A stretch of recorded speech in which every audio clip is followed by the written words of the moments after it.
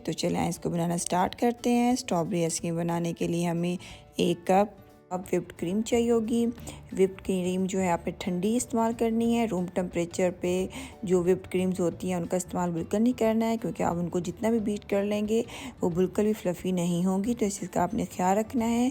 आपने 15 से 20 मिनट इसको बीट करना है। इतना बीट करना है कि ये अमाउंट में डबल हो जाए। क्रीम हमारी व्हिप्ड हो चुकी है। अब इसमें हम हाफ़ कप स्ट्रॉबेरी प्यूरी डालेंगे। मेरे पास 125 ग्राम स्ट्रॉबेरी थी, उसको मैंने ग्राइंडर में एक पेस्ट सा बना लिया। पानी का इस्तेमाल बिल्कुल नहीं करना है जब आप इसका पेस्ट बनाएंगे।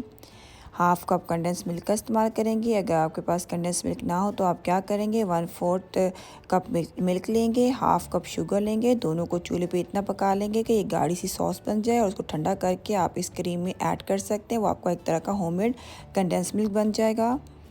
ये कॉर्न सिरप है, इसका इस्तेमाल करेंगे। ये ऑप्शनल है, अगर आप डालना चाहें तो डालें, लेकिन इसको डालने से आपकी आइसक्रीम में एक स्टिकनेस सी आएगी तो वो बहुत अच्छी लगती है। अगर आप चाहें तो इसमें फूड कलर का इस्तेमाल भी कर सकते हैं। मैं इसमें कोई फूड कलर का इस्तेमाल नहीं कर रही हूँ। इसके नेचुरल जो कलर है स्ट्रॉबेरी का उसी के साथ इसको बना रही हूँ। हमारी जो आइसक्रीम है वो तैयार हो चुकी है। इसको स्टोर करने का तरीका आपको बताते हैं।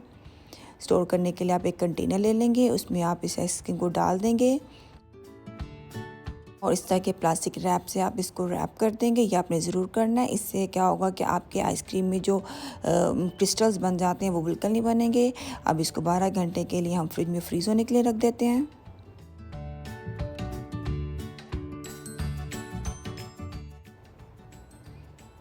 12 घंटे हो चुके हैं। हमारी आइसक्रीम जो है बिल्कुल फ्रीज़ हो चुकी है। आइए आपको इसको सर्व करके दिखाते हैं।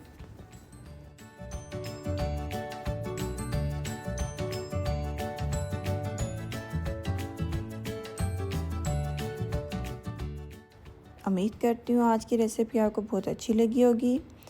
इंशाल्लाह नेक्स्ट टाइम मिलेंगे एक नई रेसिपी के साथ। अपना बहुत ख्याल रखिएगा, मुझे दुआओं में याद रखिएगा। अल्लाह हाफिज़।